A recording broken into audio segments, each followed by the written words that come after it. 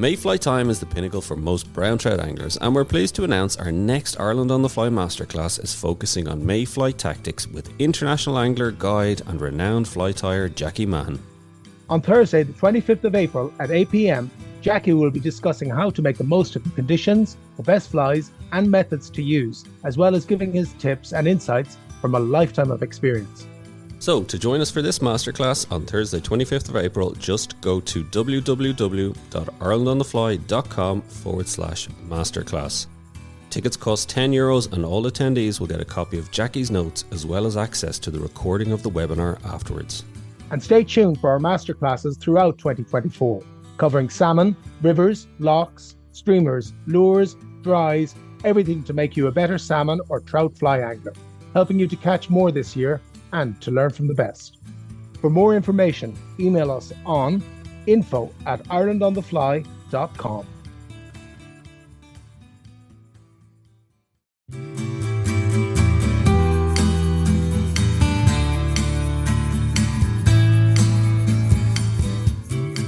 Hello and welcome to the Ireland on the Fly podcast about the people and places of fly fishing in Ireland. This week we're turning our attention to first editions of Irish angling books. The Fly Fishing Book Club is an integral part of what we do here on the podcast, and Muiris Huston, the medical contributor to the Irish Times, is also a fly angler and fly fishing book collector, and he joins us on the show to discuss the books that everyone should have on their shelves. But before we hear from Muiris, Tom, only a week to go before it's time for Jackie Mahan's Mayfly Tactics Masterclass. Good man, Dara. Yeah, looking forward to that one now. I think it's, we all know that mayfly's huge on the Irish fly fishers calendar. So it's great to get Jackie on. Great to get Jackie talking about it. Looking forward to what he has to say. Probably, I mean, we're conscious of this when we're timing it, particularly after talking to Shane last week. Haven't heard anything yet from Derg, but like he was saying the 20th. So he's looking for this weekend coming now. Mayfly's going to be up on Derg. So yeah, it's going to start rolling now. It's really, people are going to get itchy. They itchy. Was it itchy fingers? Yeah. Itchy all over, itchy full stop because they want to get out and get fishing and get catching. So I was going to ask you, the jungle drums haven't started beating yet. The mayfly isn't up yet. I heard this evening. I was in the pub this evening and I heard, there's a few mayfly been spotted, and you always hear that. And I heard last Sunday, a lad picked a box of mayflies, and well, you hear these things. It's like a lot of things. It's unsubstantiated rumors, and I think that's what it is. Right. So look, yeah, I've seen a few around. I wouldn't say I've seen many around. It's mainly olives at the moment. A bit of olive fishing happening at the moment. That's which we allude to when I'm talking to Muiris later. What I saw today, but it won't be long. It won't be long. How early is it going to be? I have a feeling it's going to be early. How we know the mayfly is going to be up is when the white flower comes out. Yeah. Right? That's what we always use here. Now the white flower, the white thorn, has only started pushing out the leaves lately. And normally it's 3 to 4 weeks after the leaves that the fly comes out here. So that would be that flower comes out. So that'd be mid-May you're talking then, would it be? Yeah, but I still think it's got to be early. I really do. And then it was interesting in the pub this evening. Roy Pearce, who we've had on the show, talked about he used to stay in Bayview House, which is down at the end of the peninsula here. And the guy who owned it was called John Reddy. He was another Sullivan. He was John Redmond O'Sullivan, and they were known as the Reddies. So he was John Reddy. And he told Roy that one year, on the 24th of April, he picked a box of flies, the shore of the house, went out and caught 4 trout on the dam. That same year, on the 24th of June, he picked a box of flies and went out and caught 4 trout on the dam, between the start of the hatch and what would have been the last of the hatch. So it can vary, Last year it was over by the 25th of May. Yeah, my memory of it, like the few times I was down there in mayfly time, was just wet and windy and dull and overcast and not what you'd expect. Good memories then. Yeah. That's why I haven't been down in 10 years. Fond memories. But it was that kind of crappy weather. Yeah, I mean, look, to be honest here, and people should always remember this. Just because there's mayfly up doesn't guarantee bonanza. Okay, it only plays a part in it. Still, one of the most important things for any loch style fishing is conditions. Really conditions, the three most important things in loch fishing, so it's the mayfly will only play a part in it. If you get stiff northeasterlies and bright winds, force 4, force 5, like 30 km/h northeasterly winds. I would point it to, we spoke about this ourselves last week. If you go into the RTE Archives and you put in mayfly fishing, and there's a report from 1968, I think it was Cathal O'Shannon, and he does a report on dapping, a black and white news report on dapping on the Corrib. Yeah. And there's a couple of gents in the pub after, and one of them, I was saying to you, and it turns out he was there. My grandfather. Because I was actually going to talk to him. I said, Tom, you have to see this fella, because Cathal O'Shannon was asking them the questions about the fishing, and he was saying, sure, it was tough going today. And your grandfather was talking about that in terms of, I think they might have only caught 1 or 2 fish. And this was mayfly time. The conditions were tough. And and that was 1968. Yeah, and of course, like, we have this feeling that, oh my God, it was always brilliant back then. Sun was always shining. I have Jimmy Kelly's diaries. He's just written the number in as the amount of fish he got. There's a lot of 2s and 3s in it. There are 17 and things like that, but there's a lot of 2s and 3s and 1s. Yeah. No, it's worth looking at that, because it's good. I used to show the bit of him talking at the end of it. Whenever I was giving presentations, it's a nice one. Yeah. We'll put the link up to it one of the time. Yeah, no, it is. It's a good show. And the other, in fairness, the other points that your grandfather makes, he says, why do I go fishing? I go fishing to get away from the wife, the family, life, the job. Yeah. And I think to myself, 60 years later, nothing has changed. We still go fishing for the same reason, and that's why. And if anybody watches it, he talks when he leaves the cut. See, my granddad was from Galway City. My mum was from Galway City, and the cut is where the lake stops and goes to the River Corrib. So he says, when I go past the cut, and he ends when I see the cut again. But I won't no more than what was the other spoiler? Oh yeah, Walter Mackin's story. As you know, I won't tell that. So if you get a chance, we might put the link up and have a look at it. Yeah, definitely. It's it's well worth it. Well worth the watching. And kind of maybe it'll whet your appetite a bit for the coming mayfly season as well. But look, to everyone, don't forget to keep an eye out for that Jackie Mahan masterclass that is next Thursday. If you are interested, www.irelandonthefly.com/masterclass for more details. But let's get back to this week's guest, Muiris Huston. And I first asked Muiris about how he got into collecting Irish angling first editions. How did I get into it? Well, you go back to around 1990. In those days, it was long before the internet and the web and that. And I had just not long started in practice on my own. And I remember you come home fairly flaked out in the evenings, and you were just kind of looking for a bit of a switch off. And out of the blue, one day I discovered, I think it might even been the back of trout and salmon. There was some small ads, angling books for sale, old editions, that kind of thing. So I sent off for my first printed list of books, and it was just amazing. It was kind of, after a few months, I would love to know that the post come in that morning, and when I come home that evening, there was a new catalogue to look at. It became a bit of an obsession in some ways, but it was kind of slightly getting away from the kids, slightly after a day's work. But it's very much gone online now. But I have to say, for me, I never enjoyed it as much as when the catalogue dropped in and you went down through it, and you had as you went into it, there were certain authors you were looking out for, and obviously others you'd never heard of, and you were interested in, and you got into it. So, and I suppose the most important thing probably to say to anyone who's interested in this is that collecting angling books is probably a good way to lose money. It's never an investment. So that's probably an important thing to say as well. at any stage, Muiris, did you actually think it was an investment? Well, You did, didn't you? Yeah. Well, I'll put it this way: I'm going to spend a bit of time talking about A Man May Fish, Kingsman Moor, and Yeah. I knew that.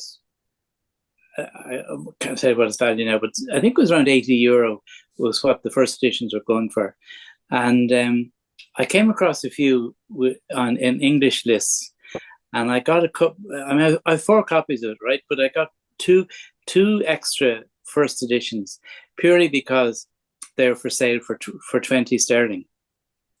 Right. Okay. And That's clever. Well, look, there's a few pop here, but no, I didn't really go into it for that. But that was probably the closest I came. Was sort of, look, that's good value.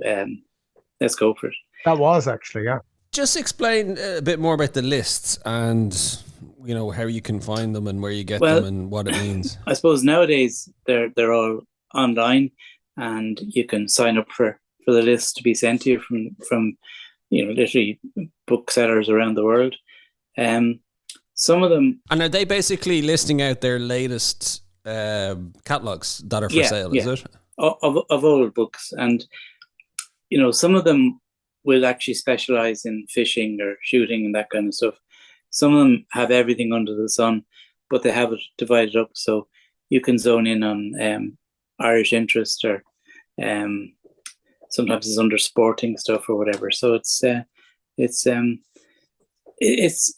fun way of doing it, and it's very easy now because obviously you just the terms and conditions are laid out in front of you, but you basically just email the guy back, say, is that book still there?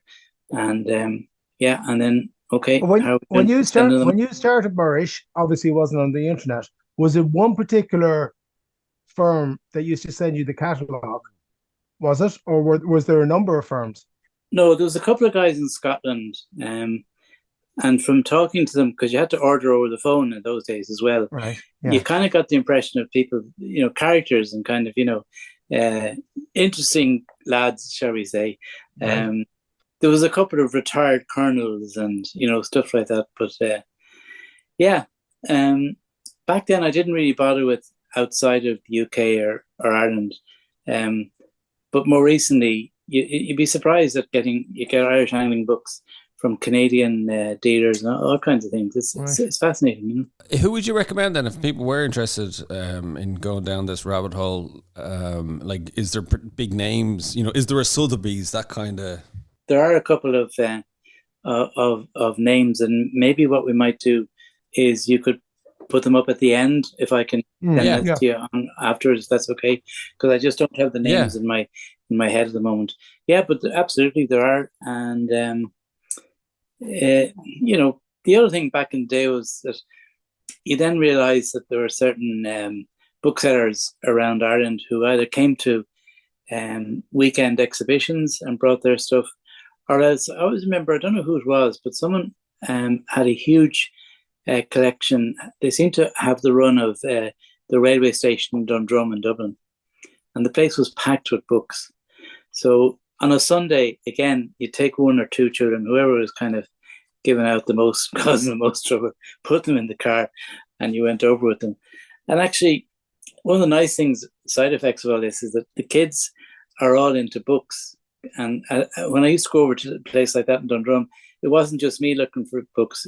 As they grew up, they were sent off by me down to the children's section and told they could buy 2 or 3 books, whatever, and then so we'd meet up then and at the end and decide what we were doing. But yeah, so it's got lots of aspects to it, and it's a pleasant memory.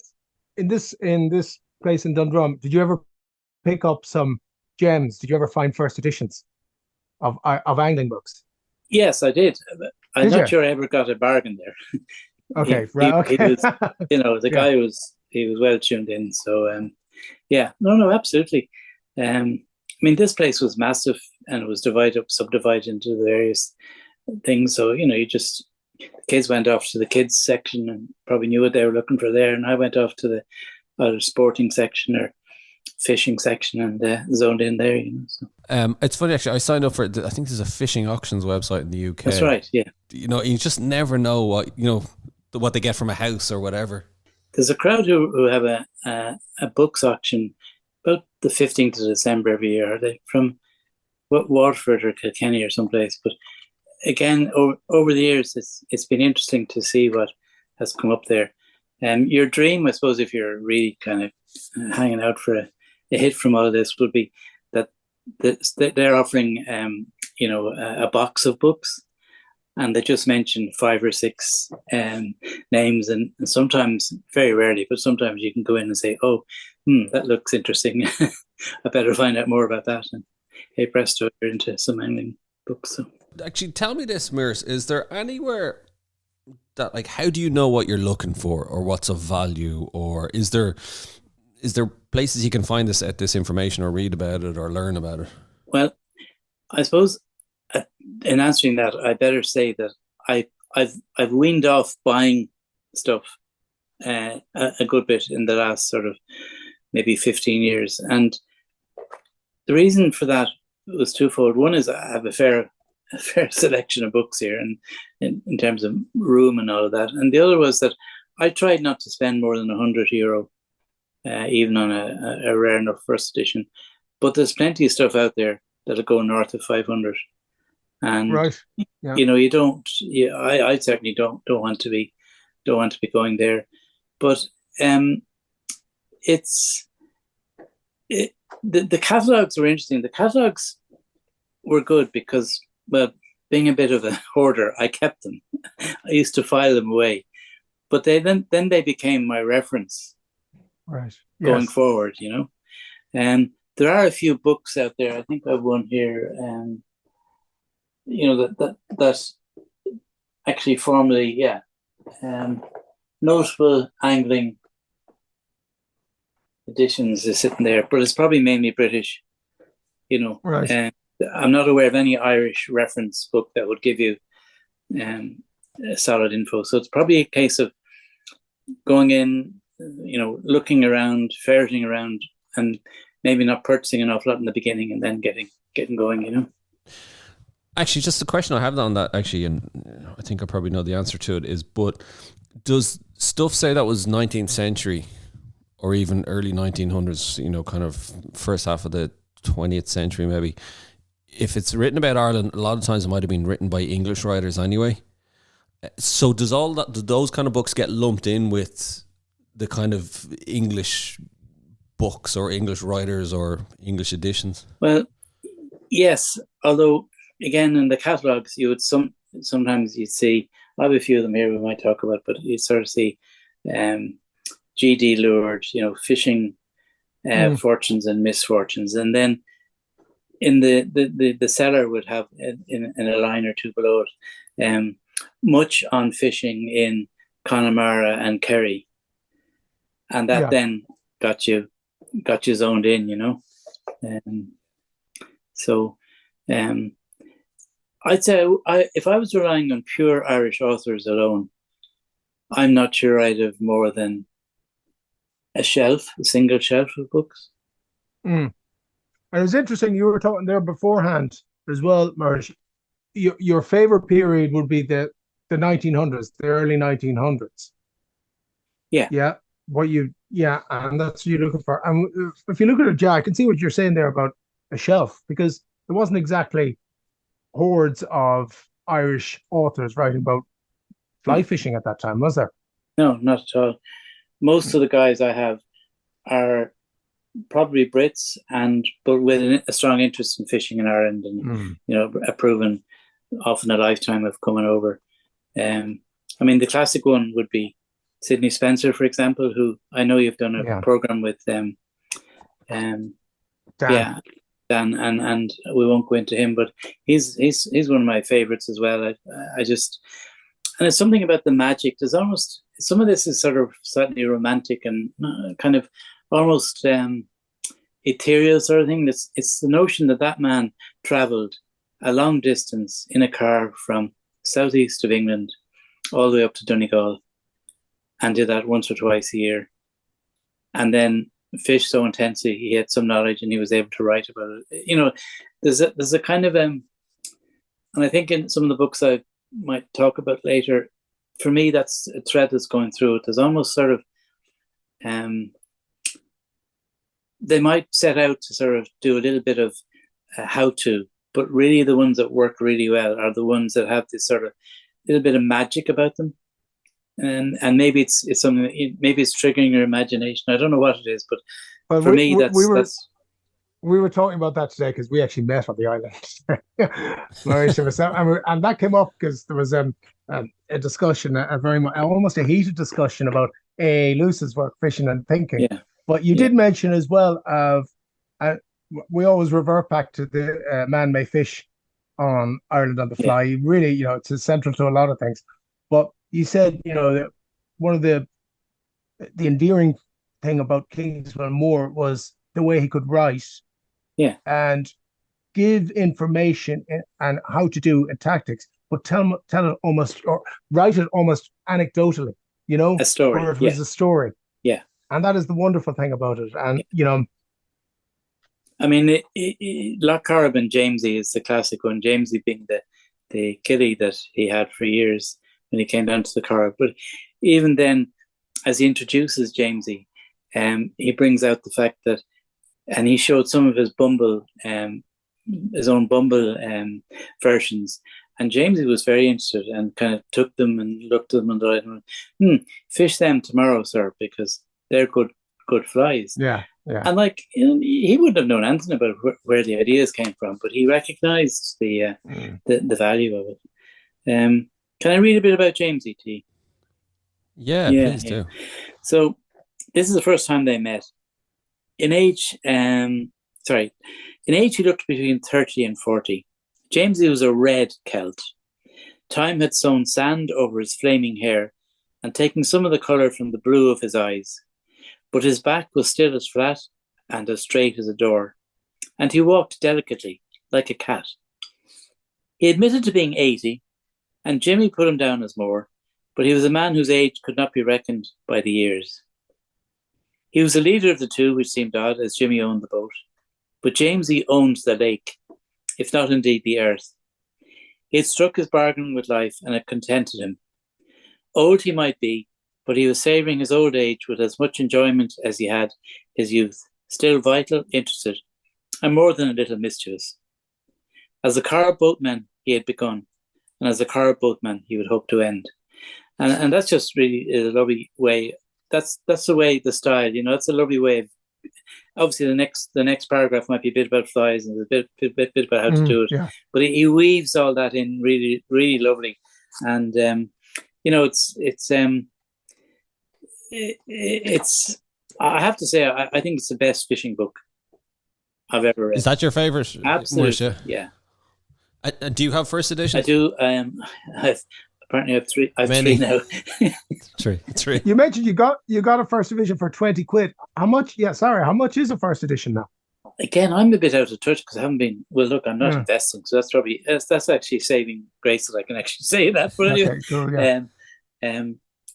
But the last first edition I got, which was probably about 15 years ago, it was, or at least the most expensive one I saw at the time was about €85. All right. So it's doable. I mean, I think if you haven't read it and you get a chance of picking up the first edition, go for it. I mean, here's the latest edition, which has a couple of extra chapters in it, but and it's a perfectly good read. But there's something about reading it like this. And I suppose you can go, like I said, you can even go down that rabbit hole of, you get a Man May Fish and you want to get all the different editions and you want to get the ones with the different covers. Isn't it like, so you have literally every version on the shelf? Can I hasten to add, for those who think I might be totally losing it, and obviously I'm known for losing it to some extent every now and again, but I wouldn't go that far as looking for every single cover or whatever. It's the first editions, and actually the reason I have this is it belongs to my late brother, who I used to fish with. So I inherited that when he passed away. But that was the latest edition with the extra chapters on Delphi. One's on Delphi, yeah, and the other is. It's interesting. I actually haven't read them. I must go and read them. The Lost Fish and Their Lessons is the other chapter title. that's new. Right. Yeah. Yeah. But it's Kings of Moor is very interesting, and in the second edition, there's a really good introduction by Conrad Vospark, and he tells us a lot about Kings of Moor that I hadn't realized. I mean, I knew he was a lawyer and a judge, but what I didn't know was that in the First World War, he was in the Royal Flying Corps in France and Flanders. He became a barrister in his return to Dublin. And during the Civil War from 1922 to 1923, was also for a short period the war correspondent of the Irish Times, if you don't mind. Right. Yeah, whatever that was about. That's fascinating. Mm. And then he spent some time in the Senate, and he was a kind of, he was. I get the impression of obviously the old gentry, but someone who put a huge value on public service and giving what he could to the state and that kind of thing. So. Yeah, there was a bit of, I don't know, we're just talking about there, a bit of Todd Andrews or something about him, that kind of, when you're there at the beginning of the Free State, and you're in the, you're respected. Yeah, I mean, it's the thing of the moneyed gents, but their hearts are in the right place most of the time. I mean, it's that kind of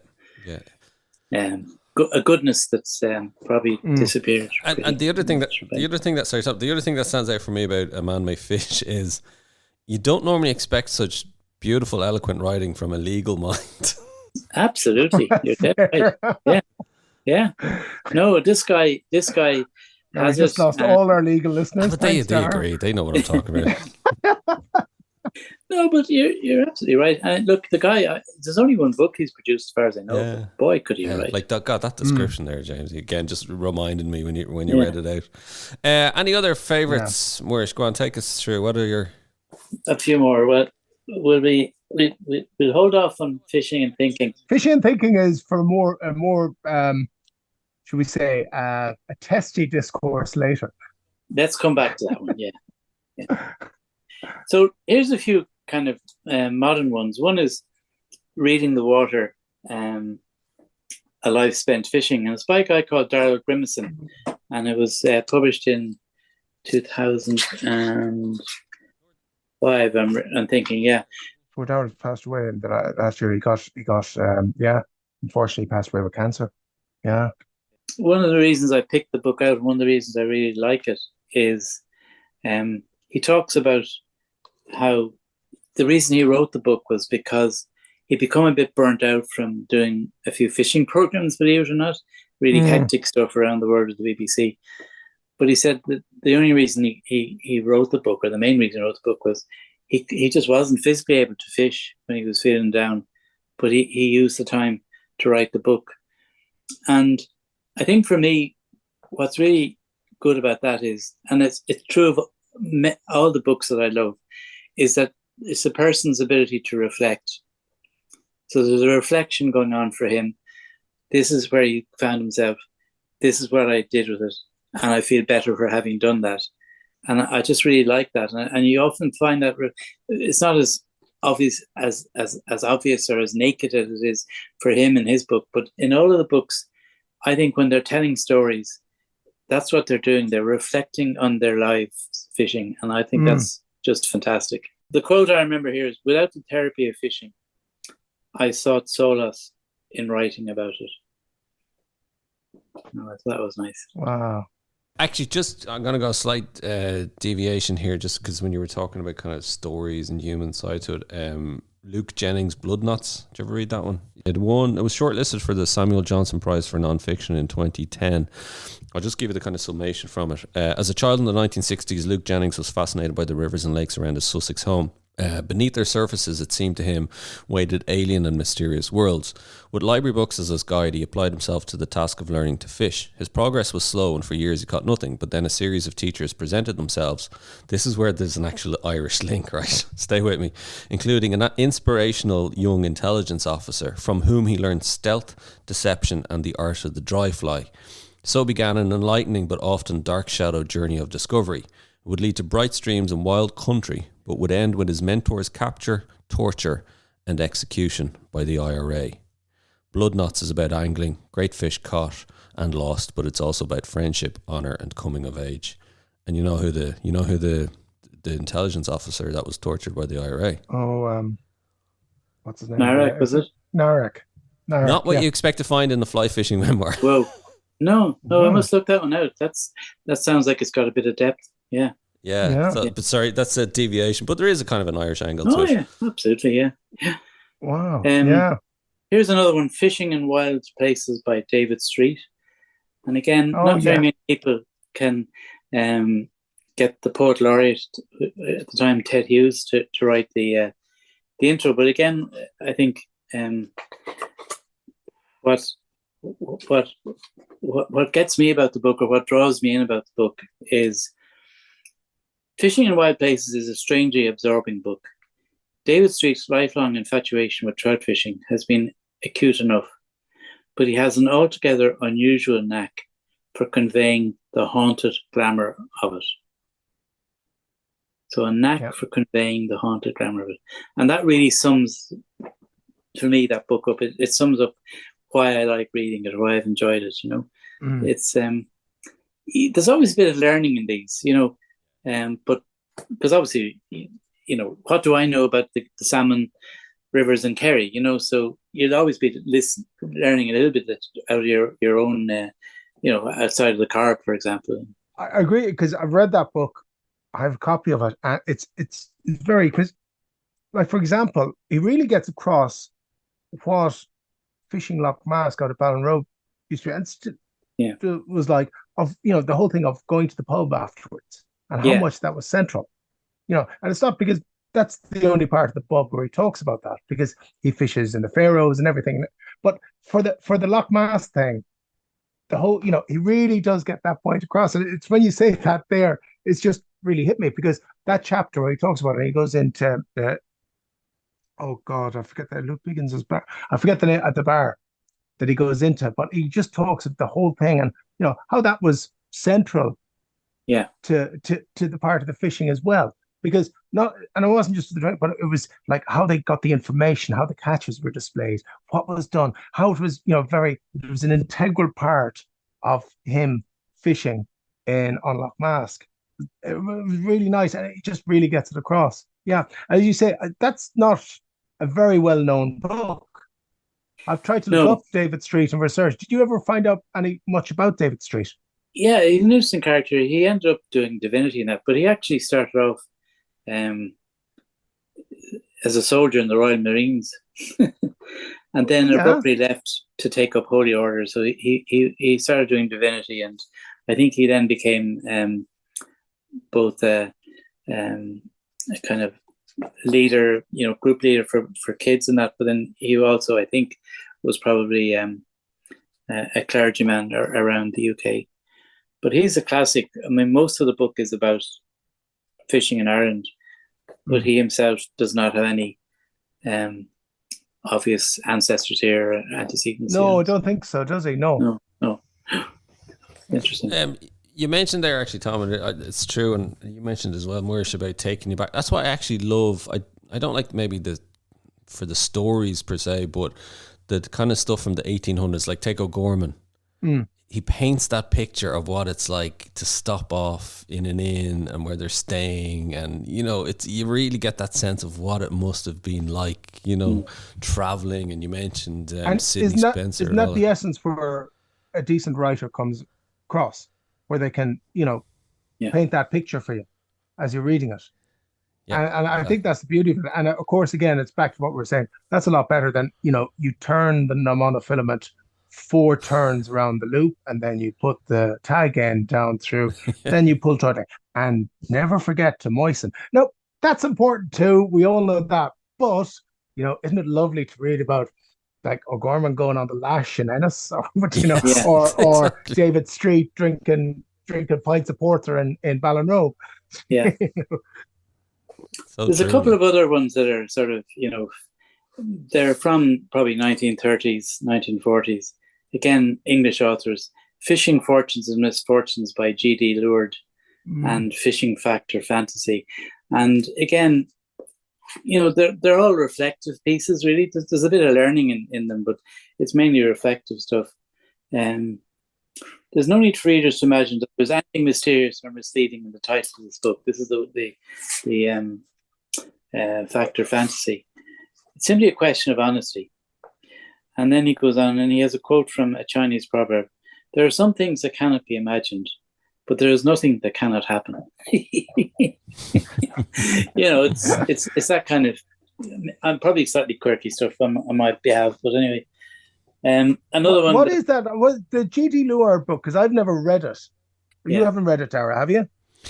I actually, when we spoke to Dan O'Donovan, you remember he was telling us about it. I actually ordered it from A Books. It's part of my growing pile of fly fishing books. Not at all. I just great. I've got it. Great. It goes on the bookshelf, and I'll get round to it. So we'll revert back to you then, Muiris. What's it like? It's good. I mean, it's writing from that era it feels slightly dated, but it's reflective. It's titled here, "The Big River Once More." There's no sense that you're being, how to fish or sea trout Connemara 1, sea trout Connemara 2, and sea trout Connemara 2. The subheading is "A Quarrel Made Up." So it's very interesting. That's all about human interaction and a fight and how they came out of that. So, it's not archaic writing. It's not overly Latin, to come back to what we might be going to in a minute. But it's readable, but it's slightly old fashioned. And do you know what's great? Just for people, I love finding.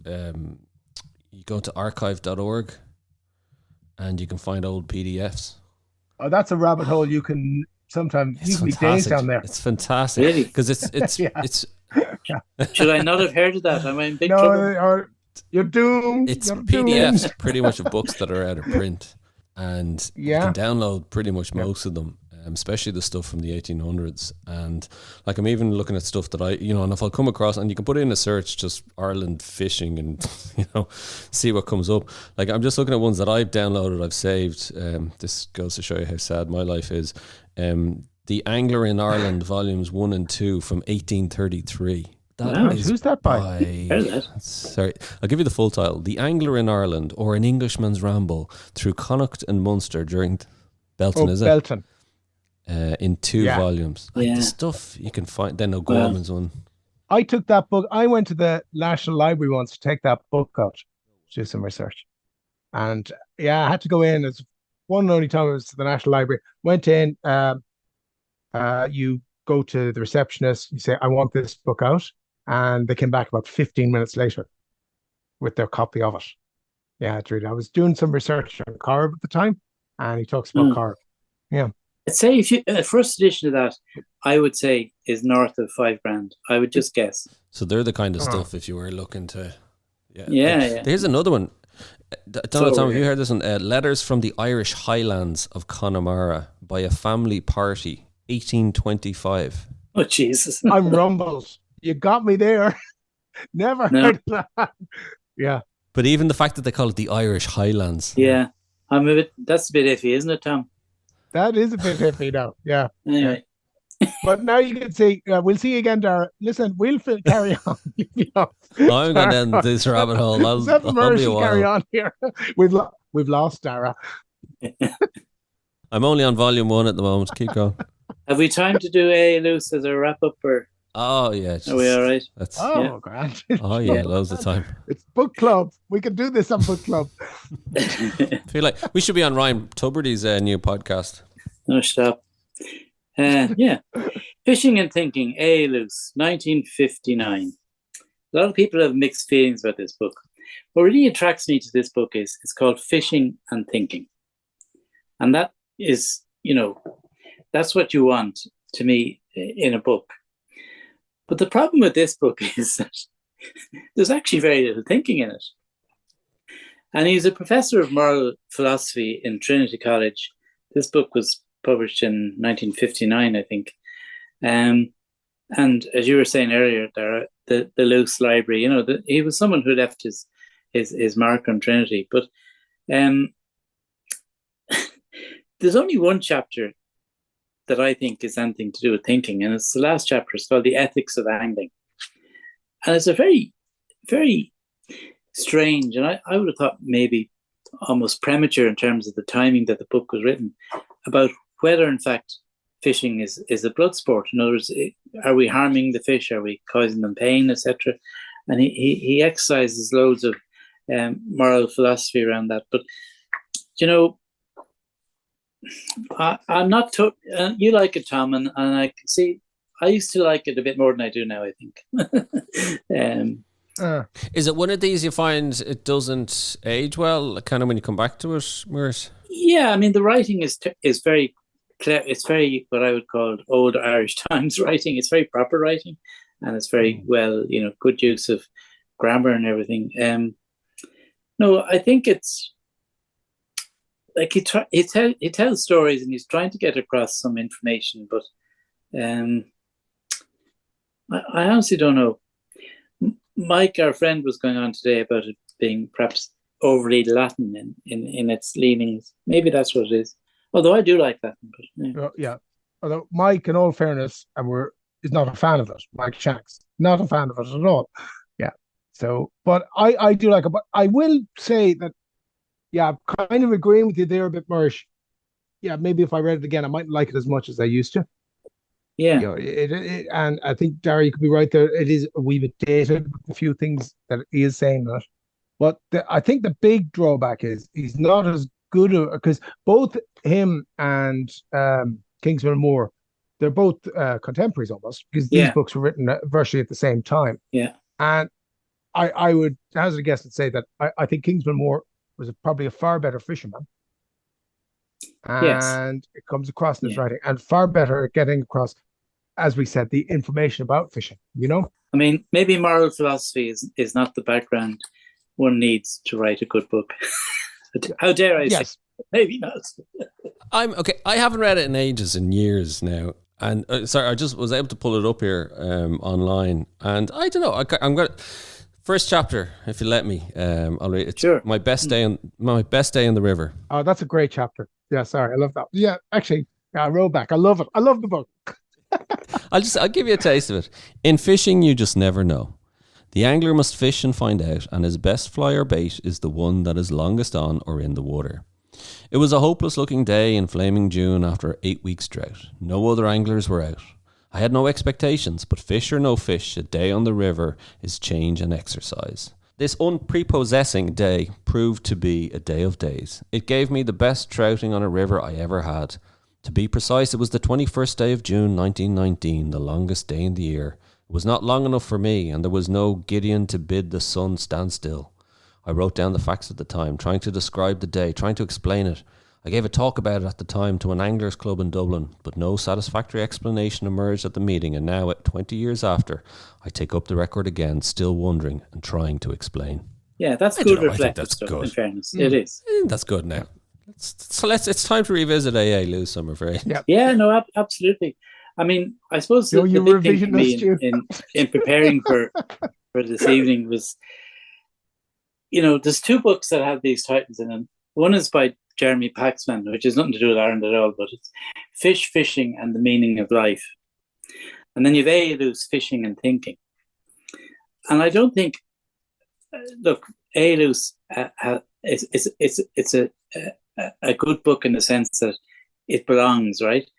But for me, some of those other ones that we talked about, they've got it nailed a lot better. And even leaving Man May Fish out of this, they are able, without ever sort of putting it up as this is a treatise on fishing and thinking, but actually, when they write, they're reflecting on their fishing, and for me that works a lot better than A. Luce. And not everyone would agree with that, but that's where I'm at. But I think though, Muiris, that we've such a small pool to call upon from an Irish that in a wider pool maybe A. Luce wouldn't have made the short list, but he has made the short list, I think, or he's on that shelf because little competition maybe. Yeah, no, absolutely.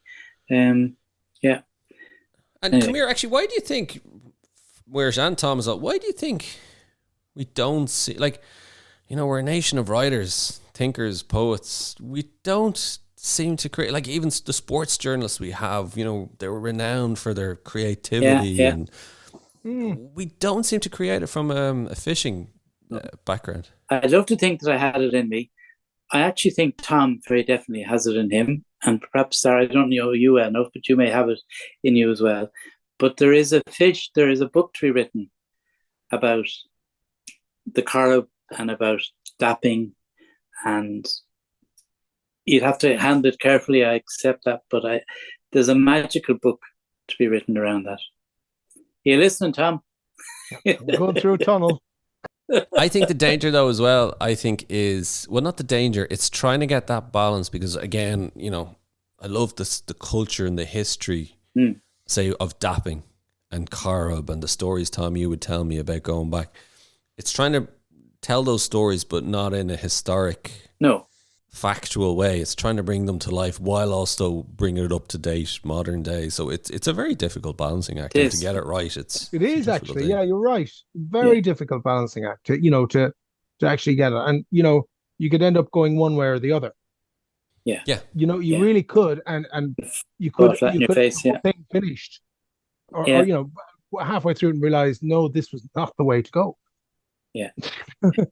You know, sure. And it's harder to get published as well, because it's such a small market for books like that, you know. That's why John Garrick is incredible in terms of his sales. You know, it is really. When we were saying that, it is amazing, you know.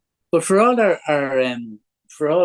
fiction, great fiction writers, I can't think of any Irish fiction book that fishing even features minimally in. There's one I want to do it on. I want to cover it on the book club sometime, Tom. And it's your man. I can't believe I've forgotten. I'm gonna have to look it up. It's the fella who wrote The Quiet Man, Maurice Walsh. Yeah, well, he's a good writer. Yeah. And his book, where is it? Whichever the one. It's so anyway. It's a story. What I loved about it, maybe it was The Quiet Man and Other Stories. It might have been actually The Quiet Man and Other Stories, because that was the collection. The stories is basically about the time of War of Independence. Right. And it's an IRA column. I think it was West Cork, Kerry area. And basically, now it's a bit of the Colleen came over to me now, and I said, "Wished, what are you doing there, young woman?" Kind of, you know. But it's all about. There's so much of it is about the fishing in the river. Yeah. And you know when they put the guns down and they go for a rest, and one of the lads was a brilliant at catching the trout, and you know it was just. I loved it. I really, really loved it. Now, look, you might read it with a bit of the kind of diddly eye kind of, but I thought, again, it was that kind of combination of history and bit of fish thrown in. Yeah. Like. The other one I can think of, actually, I just thought of it now, is, well, Walter Mackin in his book of short stories. Now, he does, in his trilogy, he does discuss fishing. I think in the first one, was that Dulta, when he moves from Drogheda to Galway, across the country. This is in the Cromwellian times. But in one of his short story books, there's a complete short story of a guy going out fishing on Corrib. Right. Oh. And it's actually very good. Because if anybody gets to read it, I won't say about it, because I could destroy the whole story by just telling what happens. Must look it up though, I have the book up there. It's a collection of short stories. That's another one. But then I suppose Walter Mackin isn't, well, it wouldn't be one of the giants of Irish writing, but he's, well, no. Scorching Wind. Yeah. The Green Hills, is it, Tom? Is the Green Hills, I think, yeah. Because I'm on Wikipedia here, and one of the stories in the Green Hills is the foreign fish. There's actually, the next one is the boy in the brace, the river. Keep going. So there's obviously the Curragh race, the Gouger, the Young Turk, Proud Man, Green Hills. No, it's not Sailor, the foreign. Hurling. It's not the foreign fish. Oh God, I can't remember the foreign fish. But there's obviously, he's obviously written a few about. He's actually a really good writer. You know, it's one I read a lot when I was in school. Really good. Oh, I've never read any of his stuff, and good I'm just reading. Yeah. And here's another. He was an actor. He also acted in films, notably in Arthur Dreyfuss's. Here's one, Tom. In Arthur Dreyfuss's adaptation of Brendan Behan's The Queer Fellow. Oh wow! No, there you go now. I warned you, Muiris, we go down a lot of rabbit holes when No. we're looking at There's it. a lot of learning here in this program. Did you know that? Learning great. Learning lovely. Yeah. Come here, listen, we better, before we let you go, Sure. tell us about the fly fishing. You're a dub, but you're living near Corrib and Mask. Yeah. I moved 24 years ago. Moved into what was our holiday home only 2 years after we brought it as a holiday home. The thinking at the time was we'd come down here. I'm 64 now, so we would have been coming down to live here around now. But for lots of reasons, we weren't too numerous to go into now, but it all happened when I was 40, and it was one of the best things I've ever done. There's a lovely area here, a lovely community, and it's just, obviously from a fishing point of view, it's ideal, but living here, bringing up kids here has been an absolute treat and a very valuable experience. So, yeah. And was fishing one of the reasons why you had a home there in the first place? Yeah, absolutely. Yeah. Fabulous. Are you a brown trout man then, Muiris? Is that your... Yeah, mainly. I did a bit of sea trout fishing. I had an uncle down in Tralee who was actually the person who taught me to fish. And believe it or not, even though I only had a little bubble and a fly at the time, he used to bring me out at night, sea trout fishing, and some of the tributaries in the River Field. But so I've always kept that memory. It's always been very unusual to be playing a fish in the air in the middle of the night with trees around you, wondering what the hell was going to happen next. But anyway, but I've been a loch fisherman most of my life. Yeah. And you're still writing for the Times? Yeah. They haven't given me an angling column yet, but never mind. Yeah, I write about medical stuff on a Tuesday if you're feeling desperate. Yeah. Well, you were very well known, in times especially like COVID or any crises of the health service. Yeah. Your byline to be there. Yeah. Now look, 24 years is so basically the same time as we've been living down here. I became a writer rather than a doctor around then, but no regrets. Yeah. But I suppose the fly fishing again was a nice antidote to kind of the always on journalism culture. Yeah. I mean, you've a feel for that yourself. You know how it was. I mean, I can't believe looking back now when the paper wasn't put to bed until 10:30 or 11 at night. So often, and equally at the other end of the day, no one walked into the office or no one manned a phone in there until 11 o'clock in the morning. So the whole thing was skewed, but has some interesting times. Yeah, no, it really has. I mean, and I know Muiris has been here all the time in the 24 years that you've been here. Just like to say it, like, been a great addition to us here in Cornamona, and particularly to the club. And Muiris and myself are both on the committee at the local club here. And fair play to you.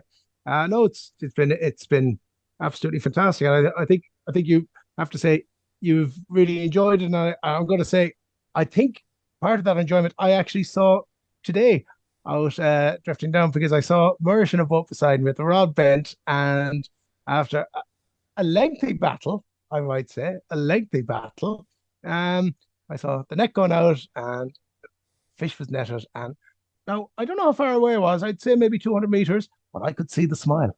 I could see the smile right beaming. Yeah, no, fair play to you. You got a good one today, didn't you? Yeah, it was very enjoyable, incredibly enjoyable. Yeah, and I've a newish rod, and it was the first really decent fish I've had on it. But again, reflecting on it this evening and afterwards, I'm offered for this reflecting, haven't I? But I was just thinking, wow, that was good. That was good. That was very good. So I think there's a fly fishing story there with Muiris to be written. What do you think, Tom? I think so. Yeah, definitely. Yeah. Yeah. No. Yeah, we're going to put it out there now. So. Yeah. No. There is actually. Yeah. Very much so. So come here, on reflection. This will lead me to my next question, or our last question that we have for you. But you have been warned. Now, I don't think it might have been the fish today, but the fish today could have been getting up there. But listen, what's your most memorable fish on the fly, Muiris? One from last year, because it was my biggest trout ever, which, and by by other people's standards, not particularly huge. It was just over 4 pounds, but it was my biggest trout ever. But I caught it on the dry fly, and I'd only started the dry fly the year before with Mike, and I think to see a fish that size coming, visually coming for something and then playing it, it's just pure magic. It's just incredible. And so yeah, it's the other story that comes to mind is a salmon, but unfortunately it was caught in the troll. But it's a kind of funny story because it was off down the other end of Durrus from where we were today. But back in June, I was out trolling in the evening and hooked a salmon. Went to look for my net, discovered I'd come out without one. Had to both play the fish and beach the boat up along Durrus, and still managed to get the fish in. Didn't ever took him out of the water. Got the hooks out of him and just gently turned him around and put him back in. And it was just that's a nice memory too. That was a nice one. That was a very nice one. Muiris, just back to the good one. Oh, because I'm always the guy who checks this. What fly did you catch him on? Have you ever noticed that? I always ask that. You want me to go public on what fly I caught the fish? Okay, well, no, you can, I mean, narrow the it down. Today, is what it? Time of the year? No, not today. Not today. I could see the one today. Yeah. It was one of one of Mike's specials, the hairy wolves. Excellent. And what time of the year was it? It was probably April into May. At that time, I remember we used to fish with a mayfly, a slightly larger mayfly wolf, and then a smaller olive one. So it must have been that time, possibly around now or a bit later in the month. Excellent. Well, Muiris, thanks a million for joining us this evening. Very enjoyable. Thank you. It's been. Will you come on again and join us sometime when we want to chat some more about books? And we'll find some crazy, as long as we haven't bored rabbit the holes nation, to go I'd down. be delighted. Yeah. These episodes tough. We enjoy it, so okay. These are our ones. We don't care. No, it's look. There's a sizable 10 of us out there that are into this. So, and by the way, your masterclass is really good, and I've signed up for the next one. It's going really well, guys. So well done. Thank you, and thanks for your support. And look, tight lines for the season, Muiris, and I'll keep an ear out for any more big fish that you're catching. Tom will let us know. Okay, listen, really enjoyed it. Thanks for all the info about books, and nice to chat. Our thanks to Muiris Huston for joining us on the show. Don't forget to rate, review, and follow the Ireland on the Fly podcast on Apple, Spotify, or wherever you get your podcast from. Plus, you can keep up to date on IrelandOnTheFly.com as well as on Instagram, and myself and Tom will be back with another episode about the people and places of fly fishing in Ireland.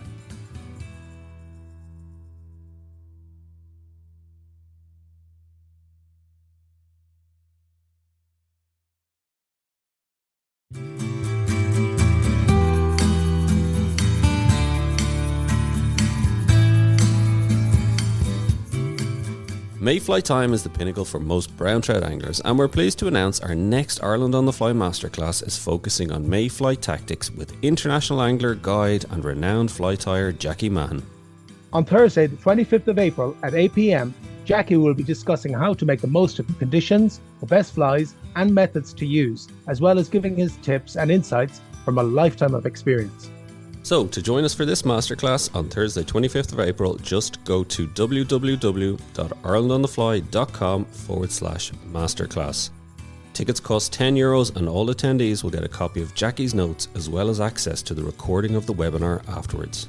And stay tuned for our masterclasses throughout 2024, covering salmon, rivers, lochs, streamers, lures, dries, everything to make you a better salmon or trout fly angler, helping you to catch more this year and to learn from the best. For more information, email us on info@irelandonthefly.com.